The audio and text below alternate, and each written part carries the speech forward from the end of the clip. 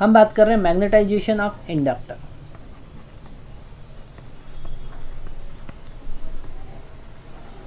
Magnetisation of inductor, okay.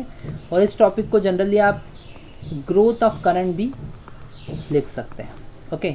मतलब कि एक इंडक्टर है, उसका रेजिस्टेंस मान लेते हैं R है, या एक R रेजिस्टेंस हमने उससे कनेक्ट किया है। इंटरनल रेजिस्टेंस मान लेते हैं उसका 0 और एक्सटर्नली R रेजिस्टेंस हमने कनेक्ट किया है, ओके। और एक स्विच के थ्रू एक बैटरी से कनेक्ट किया है। क्योंकि यहाँ पर ट्रांजिएंट रिस्पॉन्स है तो स्विच का हमको यूज़ करना पड़ेगा। t इक्वल टू 0 पर स्विच क्लोज हुआ, t इक्वल टू 0 पर स्विच हमने क्लोज किया। यहाँ पर प्लस माइनस V0 वोल्ट का बैटरी लगाया, करंट IT हमको फाइंड करना है, ओके। इस कॉन्सेप्ट को समझने के लिए, अगर इस कॉन्सेप्ट को हमको समझना है तो सबसे पहले हमको इंडक्टर की प्रॉपर्टीज़ समझना पड़ेगी। सबसे पहले इंडक्टर की कुछ प्रॉपर्टीज़ हमको समझना पड़ेगी, ठीक है। तो हम फर्स्ट बात कर रहे हैं properties of inductor.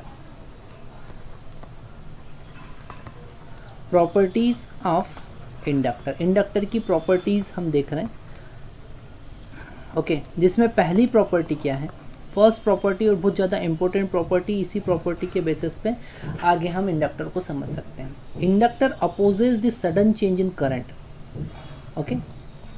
Inductor opposes the sudden change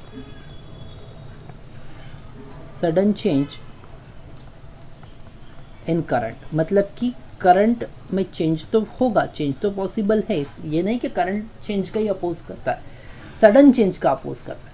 current change, अगर करंट सडनली चेंज करेंगे तो उसका अपोज करेगा, सडनली वो चेंज नहीं होंगे, okay.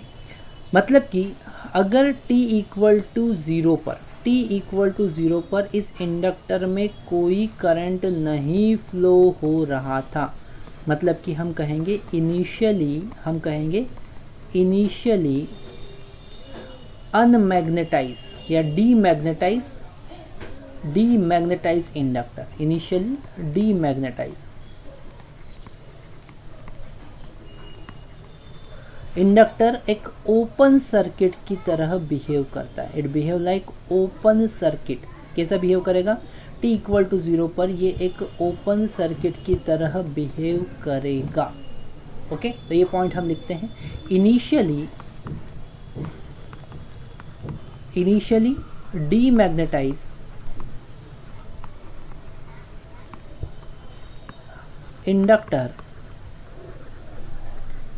Inductor behave like open circuit. इसके कॉन्सेप्ट पूरे कैपेसिटर के अपोजिट होते हैं, ओके। इनिशियली अनमैग्नेटाइज या demagnetize inductor behave like open circuit, t equal to 0 पर वो ओपन सर्किट की तरह बिहेव करेगा अगर स्टार्टिंग में उसमें कोई करंट फ्लो नहीं हो रहा है तो। सेकेंड कॉन्सेप्ट, थर्ड कॉन्सेप्ट भी बड़ा इंटरेस्टिंग है, जरा ध्यान से समझें, okay. Finally fully magnetise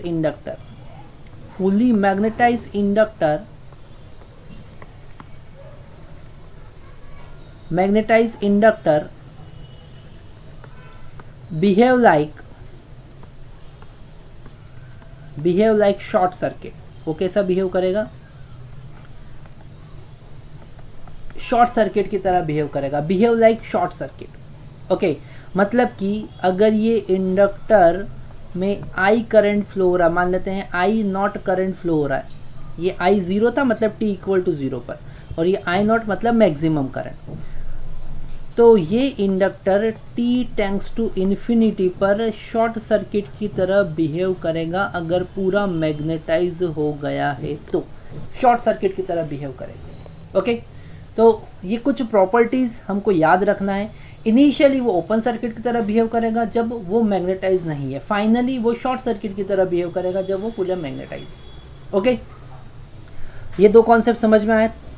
third मतलब फोर्थ कॉन्सेप्ट हमको समझना है, अगर हम वोल्टेज की बात करें, voltage across inductor, voltage across inductor. Inductor के अक्रॉस अगर हम वोल्टेज की बात करेंगे तो हम लिख सकते हैं VLT। यहाँ पर L सब्सक्रिप्ट में क्यों यूज़ कर रहा हूँ, it is the voltage across inductor, हम लिख सकते हैं LdI/dt। आपको एक बात ध्यान रखना है कि जब कभी टाइम वेरिंग कोई भी पैरामीटर आपको बनाना है तो आप स्मॉल लेटर से ही यूज़ रिप्रेजेंट करोगे। ओके, यहाँ पर करंट जो है वो टाइम वेरिंग है, वोल्टेज भी टाइम वेरिंग है, तो स्मॉल लेटर यूज़ करना है मुझको, ये बात हमेशा ध्यान रखना है, ये रिप्रेजेंटेशन का तरीका है। ओके, तो हमको वोल्टेज का पता चला, वोल्टेज कभी हम फाइंड करेंगे तो इस तरीके से उसका एक्सप्रेशन लिखेंगे। जब कभी हमको इंडक्टर के क्रॉस पोटेंशियल डिफरेंस बताना है तो हम LdI/dt की हेल्प से लिखेंगे। फिफ्थ, अगर हमको करंट की बात करना है, current flow in any inductor, inductor में अगर करंट फ्लो की बात करना है तो इसी इक्वेशन से हम करंट का इक्वेशन भी डिराइव करेंगे। हम लिख सकते हैं DI, ओके, मतलब differential current, differential change in current is equal to VLT/dt, okay, 1/L, इस तरीके से लिख सकते हैं। अब हमको करंट फाइंड, इनिशियल करंट मान लेते हैं I0 था और फाइनल करंट IT है किसी टाइम t पर, t इक्वल टू 0 पर करंट I0 था और t इक्वल टू t पर करंट IT हमने माना। अगर DI को इंटीग्रेट करेंगे तो हमको मिलेगा I, ओके, लिमिट पुट करेंगे I0 इनिशियल करंट, ये I0 क्या है, इनिशियल करंट, और IT current at any time t। Okay, यहाँ पर हम लिखते हैं what is meaning of IT, it is the current at any time t, current at any instant t, मतलब ये जो है इट इज इंस्टेंटेनियस करंट, ये जो है ये इंस्टेंटेनियस करंट है, इंस्टेंटेनियस करंट, ओके। और अगर हमको फाइनल करंट की बात करना है, फाइनल करंट की बात करना है मतलब कि जो पूरा, सॉरी, यहाँ पर इनिशियल करंट की अगर हम बात करें तो वो इनिशियल करंट I0 है, इनिशियल करंट I0 हम लिख रहे हैं, ठीक है। यहाँ पर थोड़ा सा रिप्रेजेंटेशन चेंज करना पड़ेगा, ओके। इनिशियल करंट I0 है, मतलब कि t इक्वल टू 0 पर, इसे IT लिख रहे हैं, अब t इक्वल टू 0 पर I0 लिखेंगे, ओके। तो 1/L कांस्टेंट है, इंटीग्रेट करना है 0 टू t, किसको, VLT को। यहाँ पर जो ब्रैकेट में t लिखा है it is indicating that voltage is function of t, यहाँ पर करंट के ब्रैकेट में t लिखा है, it is indicating that current is function of t।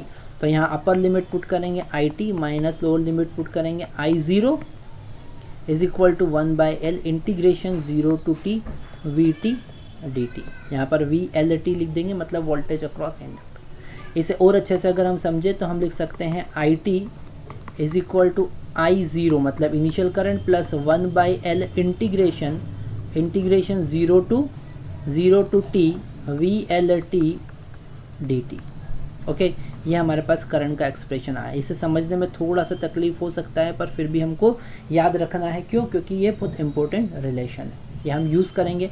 Special case अगर लिखते हैं, अगर इनिशियल करंट 0 है, अगर इनिशियल करंट 0 है तो आप डायरेक्टली 1/L, इसका वैल्यू 0 पुट करेंगे, 1/L 0 टू t VLT/dt आप डायरेक्टली लिख सकते हैं, ये एक्सप्रेशन डायरेक्टली आप लिख सकते हैं, ओके। तो यहाँ पर हमको 5 जो प्रॉपर्टी मैंने आपको बताई है वो याद रखना है, इनकी हेल्प से आप किसी भी टाइप के इंडक्टिव सर्किट को सॉल्व कर सकते हो। इंडक्टिव सर्किट को जब कभी सॉल्व करना होता है तो इन इक्वेशंस का हम यूज़ करते हैं, ठीक है। तो वापस से हम मैग्नेटाइजेशन पे पहुंच जाते हैं, okay. Magnetization of inductor, okay. अगर इंडक्टर को हमने मैग्नेटाइज किया तो सबसे पहले इनिशियल और फाइनल करंट तो हम फिजिकल एनालिसिस से ही निकाल सकते हैं, उसकी प्रॉपर्टी से ही हम निकाल सकते हैं। तो हम बात कर रहे हैं इनिशियल करंट की, हम बात कर रहे हैं इनिशियल करंट की। इनिशियल करंट मतलब t इक्वल टू 0 प्लस की मैं बात कर रहा हूँ। यहाँ पर 0 प्लस क्यों लिखा मैंने, क्योंकि स्विच क्लोज करने के जस्ट बाद, जस्ट आफ्टर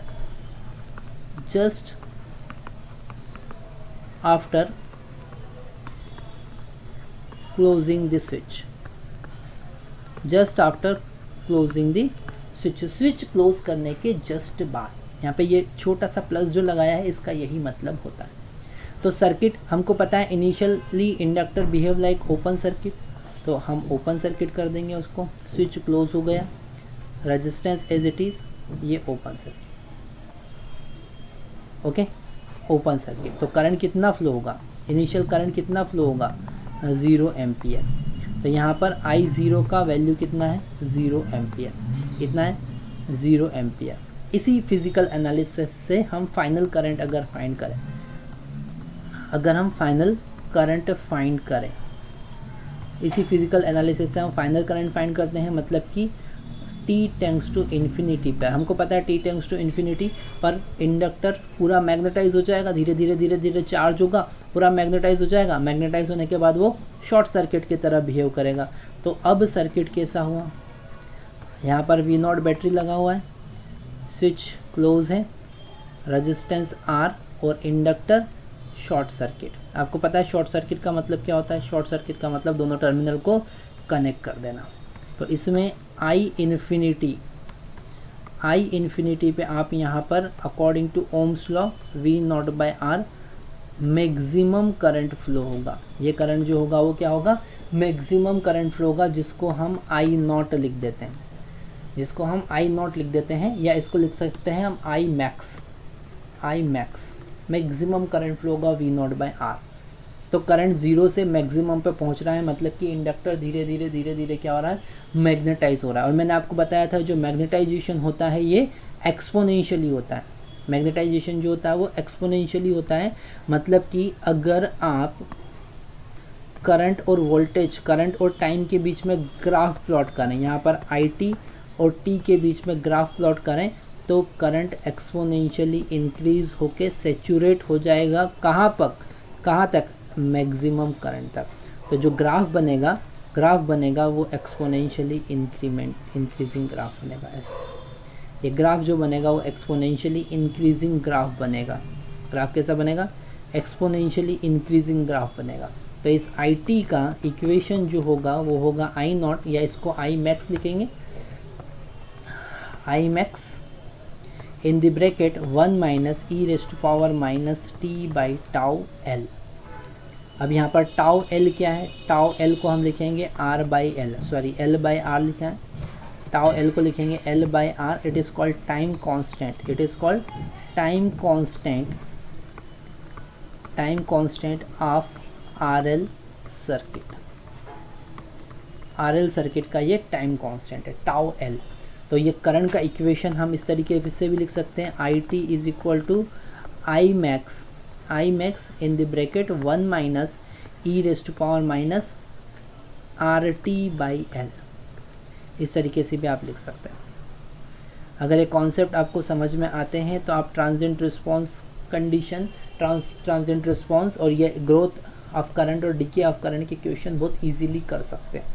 ठीक है, ग्रोथ ऑफ करंट और डिके ऑफ करंट का क्वेश्चन बहुत इजीली कर सकते हैं। आपको बस यही याद रखना है कि जब कभी एक्सपोनेंशियली इंक्रीमेंट होगा, करंट जब इंक्रीज़ हो रहा है, जैसा हमको पता चल जाएगा फिजिकल कंडीशन से, करंट अगर इंक्रीज़ हो रहा है तो 1 माइनस e⁻ t/τ या फिर -RT/L यूज़ करना है in case of magnetization of inductor. और यहाँ पर मैक्सिमम करंट का वैल्यू हम पुट कर सकते हैं जो हम पहले ही फाइंड कर चुके हैं, V0/R into 1 minus e⁻ t/τL।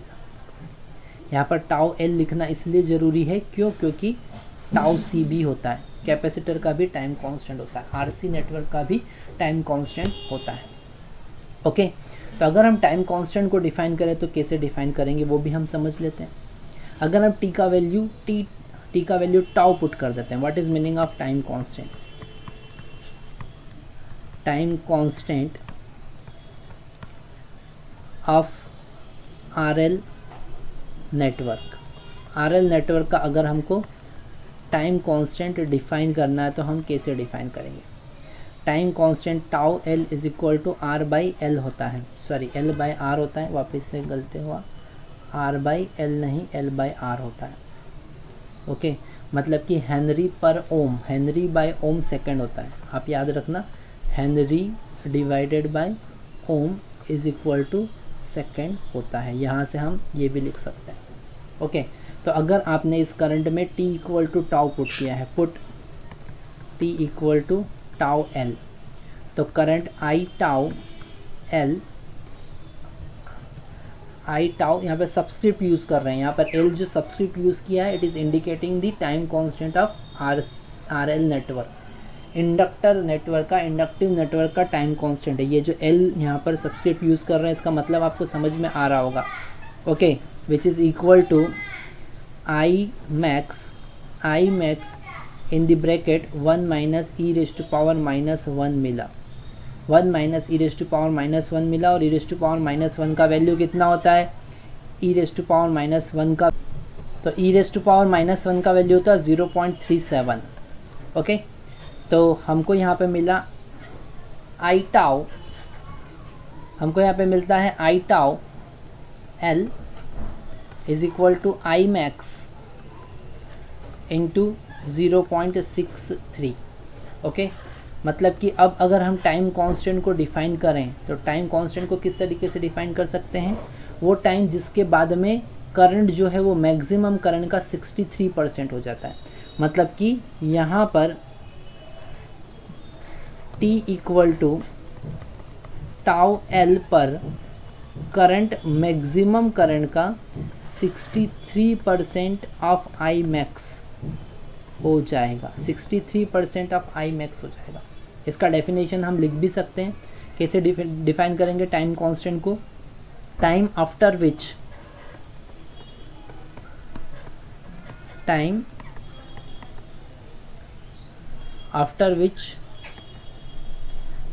Current become 63% of maximum current of in magnetization of inductor,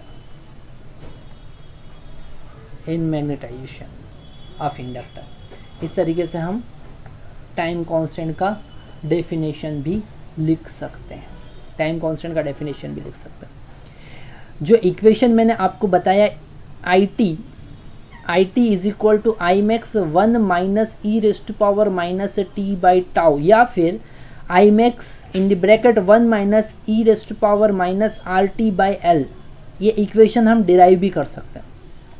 पर डिराइव करने के लिए आपको डिफरेंशियल इक्वेशन के कॉन्सेप्ट पता होना चाहिए, तभी हम उसको डिराइव कर सकते हैं, ओके।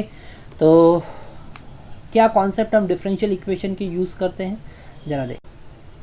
तो हम इक्वेशन को डिराइव कर रहे हैं, हमारे पास में एक बैटरी है जिसका पोटेंशियल है V0, ओके, और एक स्विच जिसे हमने t इक्वल टू 0 पर क्लोज किया है, एक रेजिस्टेंस R और एक inductor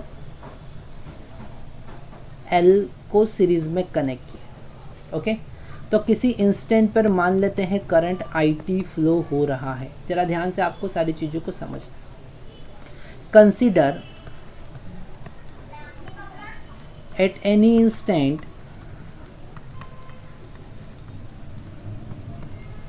current is IT, current हमने क्या माना, IT माना। अब हम KVL लगाते हैं, लूप में KVL अप्लाई करते हैं, तो यहाँ पर लिखेंगे माइनस V0 क्योंकि नेगेटिव टर्मिनल में इंटर हो रहा है, यहाँ पर IT करंट फ्लो हो रहा है, तो प्लस I इंटू R हमको पता है, तो R इंटू IT हम लिखेंगे, प्लस इसके अक्रॉस पोटेंशियल कितना होता है L DIT बाई DT। वापस से मैं आपको ये कॉन्सेप्ट समझा देता हूँ कि यहाँ पर ये जो IT लिखा है, ब्रैकेट में T लिखा है, it is indicating that it is function of time, current is function of time, okay, this current is function of time, okay. तो यहाँ से हमारे पास में एक डिफरेंशियल इक्वेशन आया DIT by DT plus R by L into IT is equal to V0 by L। ये एक डिफरेंशियल इक्वेशन आया, इस डिफरेंशियल इक्वेशन को हम कहेंगे फर्स्ट ऑर्डर डिफरेंशियल इक्वेशन, इसको हम कहेंगे फर्स्ट ऑर्डर डिफरेंशियल इक्वेशन, या फिर हम कह सकते हैं first order linear differential equation, first order linear differential equation. अब कभी आपके पास में अगर first order linear differential equation होता है तो इसे सॉल्व करने का तरीका क्या होगा, कैसे हम सॉल्व करते हैं।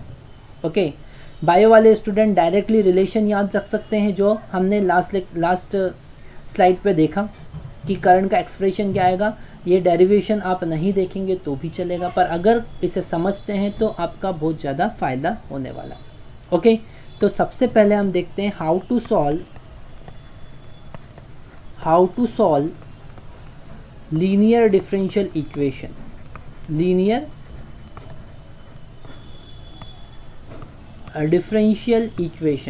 डिफरेंशियल इक्वेशन को आप कैसे सॉल्व करोगे।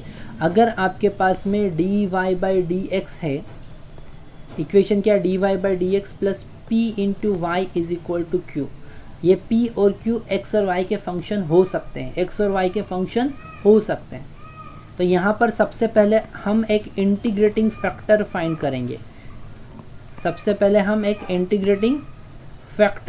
करेंगे। जो इंटीग्रेटिंग फैक्टर IF होगा e raise to power integration p dx होगा, e raise to power integration p dx, ये IF का वैल्यू होगा। ये इंटीग्रेटिंग फैक्टर सबसे पहले हमको फाइंड करना है। सारे कॉन्सेप्ट को आपको 1 बाय 1 यूज़ करना है।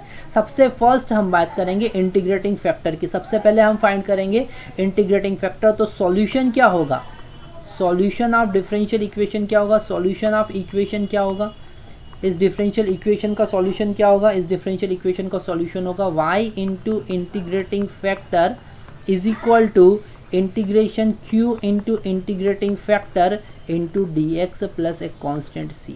ये इसका सॉल्यूशन होगा। मतलब कि बहुत इजीली आप इस डिफरेंशियल इक्वेशन का सॉल्यूशन फाइंड कर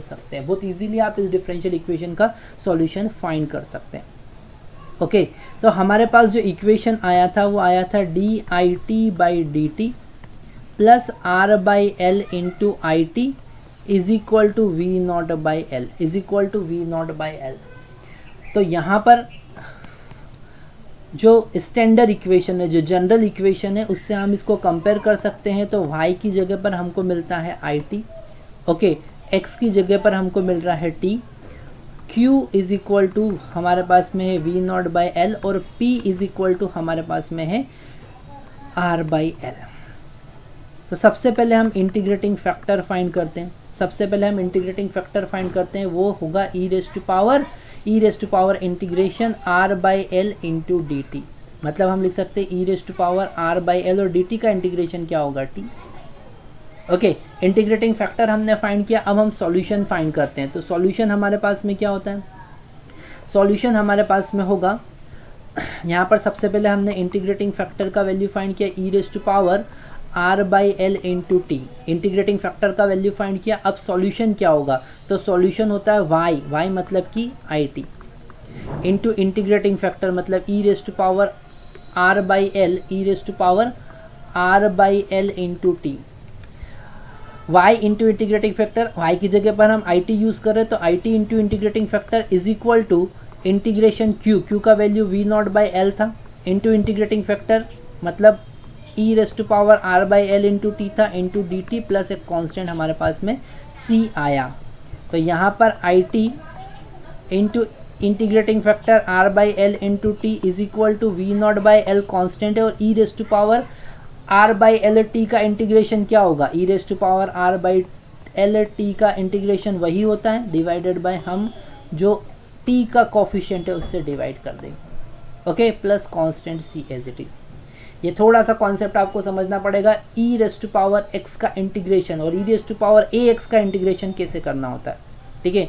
ये फार्मूले हम लिख लेते हैं। अगर यहाँ पर मैं आपको लिख देता हूँ, अगर आपको e raise to power ax को इंटीग्रेट करना है विथ रिस्पेक्ट टू x, तो वो होता है e raise to power ax itself divided by a। इसीलिए यहाँ पर e raise to power r l by T का integration e raise to power r by L T का integration r by L T divided by r by L. तो l से l तो हम cancel कर सकते हैं, एल से एल हम कैंसिल कर सकते हैं। हमारे पास में करंट का एक्सप्रेशन क्या आया जरा देखते हैं। करंट का एक्सप्रेशन आया हमारे पास में I T is equal to I T into R by L into T is equal to we not by R E raise to power are by L into T plus constant C. Okay, इस ई raise to, क्योंकि I T का value find करना है तो ई raise to power are by L T से हम divide कर देंगे तो ई raise to power I T का वैल्यू हमको मिलेगा वी नॉट बाई आर, इससे ये कैंसिल हुआ, plus C into e raise to power minus R by L into t हो जाएगा।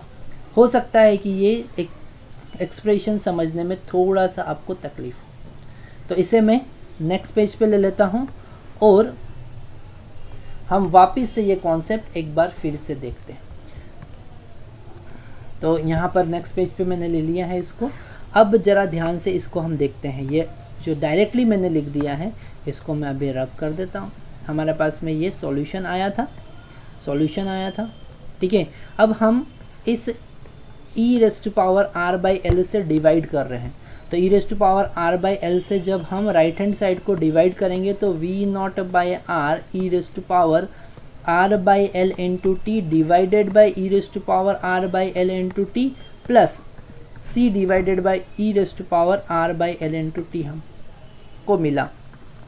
तो यहाँ से आई टी का वैल्यू ये कैंसिल हो जाएगा, हमको मिला we not by are plus C into ये ऊपर जाएगा तो minus e raise to power minus R by L into t हो जाएगा। तो ये हमको करंट का वैल्यू मिला। अब हमको फाइंड करना है सी का वैल्यू। तो हम कैसे फाइंड करेंगे सी का value? How to find value of constant, value of constant C. तो उसके लिए हम इनिशियल कंडीशन का यूज करेंगे। हम initial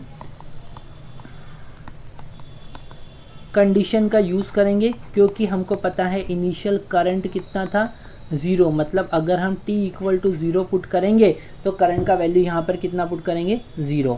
eight t equal to 0 I 0 equal to 0। तो यहाँ पर हमने करंट का वैल्यू 0 पुट कर दिया, is equal to we not by are plus c, और ई रेस टू पावर 0 1 होता है तो सी का वैल्यू हमको V minus we not by R मिला। और सी का वैल्यू वापस से इस इक्वेशन में, अब हमने सी का वैल्यू फाइंड कर दिया, वापस से इस इक्वेशन में पुट करेंगे तो हमको मिला we not by r minus we not by R E raise to power minus t by या minus are t by l हम लिख सकते हैं। इसे जनरली अब हम कैसा लिख सकते हैं? हम लिख सकते हैं V not by R in the bracket 1 minus e raise to power minus R by L into t. तो ये हमारे पास में करंट का एक्सप्रेशन आ गया, ये हमारे पास में करंट का एक्सप्रेशन आ गया। इस तरीके से हम उसे डिराइव कर सकते हैं। ओके, मतलब कि अगर हम मैग्नेटाइजेशन ऑफ इंडक्टर,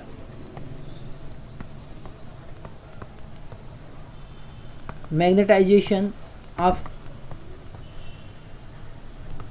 इंडक्टर की बात करेंगे, ओके, मैग्नेटाइजेशन ऑफ इंडक्टर की बात करेंगे तो वापस से मैं डायग्राम, सर्किट डायग्राम बना रहा हूँ।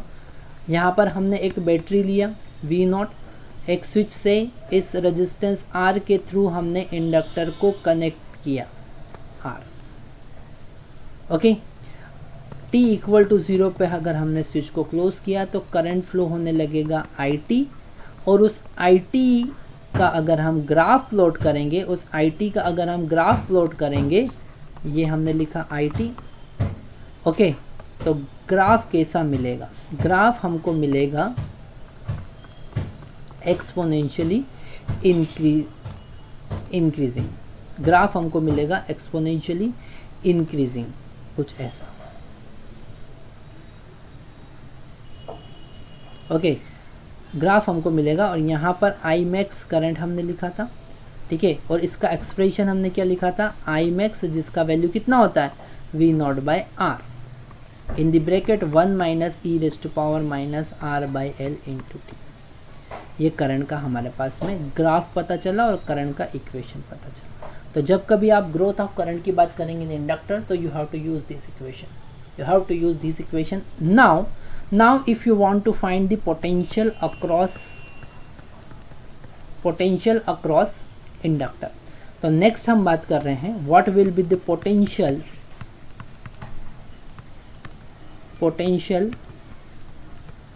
अक्रॉस इंडक्टर, और उसका ग्राफ भी हम प्लॉट करने वाले हैं। तो हमको पता है VLT तो होता है LdIT/dt, ये फार्मूला हमको पता है। तो हम यहाँ पर VLT Ld/dt of V0/R in the bracket 1 minus IT का वैल्यू पुट करना है, तो V0/R 1 minus e⁻⁻R/L into T हमने पुट किया। अब इसे डिफ्रेंशिएट करना है, तो VLT हमको मिलेगा L constant V0/R B constant, 1 का डिफ्रेंशिएशन तो 0 होता है, 1 का डिफ्रेंशिएशन 0 होता है माइनस एज इट इज, और जो T का कोफिशिएंट अब यहाँ पर -R/L मल्टीप्लाई में आएगा, -R/L मल्टीप्लाई में आएगा e⁻⁻T R/LT as it is. ठीक है, ये डिफ्रेंशिएशन इंटीग्रेशन के कॉन्सेप्ट आपको समझना पड़ेंगे। अगर ये डिफरेंशिएशन इंटीग्रेशन के कॉन्सेप्ट आपको अच्छे से क्लियर करना है, हो सकता है कि आपने 11th में इन कॉन्सेप्ट को सही से नहीं देखा है, तो आपको 11th क्लास के वीडियो लेक्चर्स जो मैंने अपलोड किए हैं वो देखना पड़ेंगे। ठीक है, 11th क्लास के जो वीडियो लेक्चर जिसमें बेसिक मैथमेटिक्स पढ़ाया है, सारा कॉन्सेप्ट वहाँ पर एक्सप्लेन किया है, 1 to 1 सारे कॉन्सेप्ट को आप समझ सकते हो, डिफरेंशिएशन के, इंटीग्रेशन के सारे कॉन्सेप्ट, और उनके एप्लीकेशंस भी आप समझ सकते हो कि how to solve differential equation, how to find area, how to find tangent, how to find normal, सब कुछ वहाँ पर एक्सप्लेन किया। तो आप वो ज़रूर देखिए अगर आपके डिफरेंशियल या कैलकुलस के कॉन्सेप्ट वीक है तो यहाँ माइनस माइनस प्लस हो जाएगा, R से R कैंसिल हो जाएगा, L से L भी कैंसिल हो जाएगा, फाइनली मिलेगा V0 e⁻⁻R/L इंटू T। इस ग्राफ को अगर हम प्लॉट करें, तो कैसा ग्राफ हमको मिलेगा, यहाँ पर हमको ग्राफ मिलेगा एक्सपोनेंशियली डिक्रीजिंग ग्राफ हमको मिलेगा। अगर VLT, क्योंकि पोटेंशियल इनिशियली शॉर्ट सर्किट था तो मैक्सिमम पोटेंशियल था V0, यहाँ पर अगर T का वैल्यू 0 पुट करेंगे तो V0 मिलेगा, और धीरे धीरे पोटेंशियल डिक्रीज होके वो शॉर्ट सर्किट हो रहा है, मतलब कि 0। ठीक है, इस तरीके से हम करंट की इक्वेशन और वोल्टेज की इक्वेशन समझ सकते हैं और उनका ग्राफ भी प्लॉट करते हैं। दोनों के ग्राफ में क्या डिफरेंस आ रहा है आपको समझ, एक्सपोनेंशियली इंक्रीमेंट, एक्सपोनेंशियली डिक्रीमेंट। जब कभी इंक्रीमेंट की बात होगी तो 1 माइनस e⁻⁻T/τ यूज करना है, और जब कभी डिक्रीमेंट की बात होगी तो directly you have to use V0 e⁻T/τ। Okay, बहुत इजीली आप क्वेश्चन सॉल्व कर सकते हो, बहुत इजीली आप याद रख सकते हो। बस आपको 2 बातें याद रखना है कि जब कभी इंक्रीमेंट होगा तो 1 माइनस e⁻⁻T/τ, और जब कभी डिक्रीमेंट होगा तो डायरेक्टली e⁻⁻T/τ। ये इंक्रीमेंट डिक्रीमेंट फिर आप फिजिकली देख लो, फिजिकली इसको समझ सकते हैं कि करंट इंक्रीज हो रहा है कि डिक्रीज हो रहा है, या फिर वोल्टेज इंक्रीज हो रहा है कि डिक्रीज हो रहा है, फिजिकली आप देखो। ओके, तो ये सारा कॉन्सेप्ट हमको समझ में आया। नेक्स्ट लेक्चर में हम बात करेंगे डीमैग्नेटाइजेशन ऑफ या decay of current, demagnetization of current और डीके ऑफ करंट की हम बात करेंगे। तो नेक्स्ट लेक्चर भी आपको कंप्लीटली देखना होगा, तब आपके transient response related to RL network पूरे कवर हो जाएंगे। Okay, thank you very much.